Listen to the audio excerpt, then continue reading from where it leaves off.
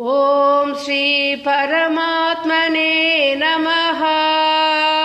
ओम श्री परमात्मने नमः। अष्टादश श्लोकी गीता। अष्टादश श्लोकी गीता। अर्जुन उवाच। अर्जुन उवाच।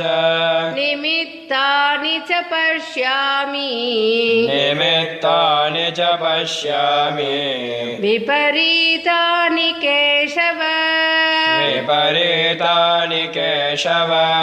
न च श्रेयोऽनुपश्यामि। न च श्रेयोऽनुपश्यामि। हत्वा स्वजनमाहवे। हत्वा स्वजनमाहवे। श्रीभगवानुवाच। श्रीभगवानुवाच।